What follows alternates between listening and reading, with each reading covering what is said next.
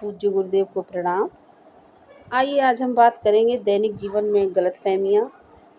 तो हर किसी व्यक्ति के जीवन में गलतफहमियाँ होती हैं, हर रिश्ते में होती हैं, पति पत्नी में होती हैं, माँ बेटे में होती, तो उनको कैसे दूर करें, आइए जानते हैं कि लेकिन वह क्या है जो इस खिड़की को ढक देता है, हृदय के प्रभाव को क्या अवरुद्ध करता है।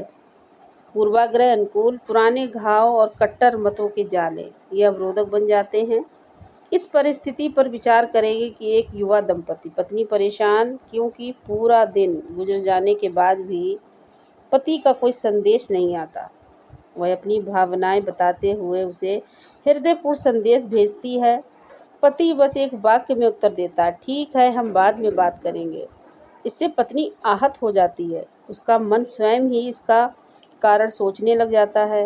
वे मेरी परवाह नहीं करते। लेकिन पति सोच रहा है कि मैं इसका उत्तर तब देना चाहता जब मैं वास्तव में मानसिक रूप से उपस्थित रह सकूं, यानी कि आमने सामने रह सकूं। दोनों के हृदय जुड़ाव चाहते हैं, लेकिन पूर्व धारणा की छोटी सी दरारों में से गलतफहमी चुपचाप अपनी जगह बना लेती है।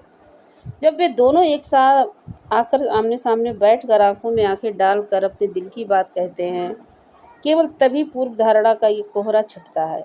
वह कहती है कि मुझे लगा आपको मेरी परवाह नहीं। पति उत्तर देते हुए कहता है कि मैं पूरी तरह से जवाब देने की स्थिति में आने की प्रतीक्षा कर रहा था, और बस इतना कहते ही परेशानी समाप्त हो जाती है।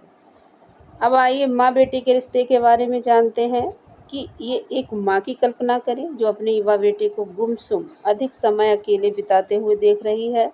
उसे चिंता होती है, क्या वह कुछ छिपा रहा है, क्या वह हमारा अनादर कर रहा है। तनाव बढ़ता जाता है। फिर एक शाम को माँ शांत भाव से बिना कोई राय बनाए बेटे के कमरे में जाती है और उसके पास बैठकर केवल इतना कहती है कि मैं यही तुम्हारे पास हूँ।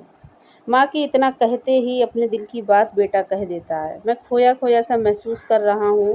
मैं अपने आप को समझ नहीं पा रहा हूँ कि मैं कौन हूँ, मैं क्यों आपको परेशानी नहीं मैं आपको परेशान नहीं करना चाहता था। उस पल में गलतफहमी को सुलझा देता है। माँ समझ जाती है कि बेटे की चुप्पी अवज्ञा नहीं बल्कि कमजोरी थी। बेटा भी समझ जाता है कि माँ की चिंता नियंत्रण नहीं बल्कि परवाह थी। ये पल हमें दर्शाते हैं कि एक उचित समझ सहमति के बारे में नहीं, ये तो स्वयं में परे जाकर दूसरे के हृदय में स्पष्टता पूर्वक देखने के बारे में है।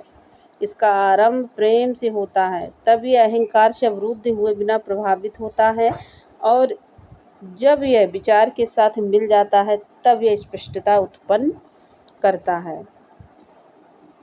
धन्यवाद।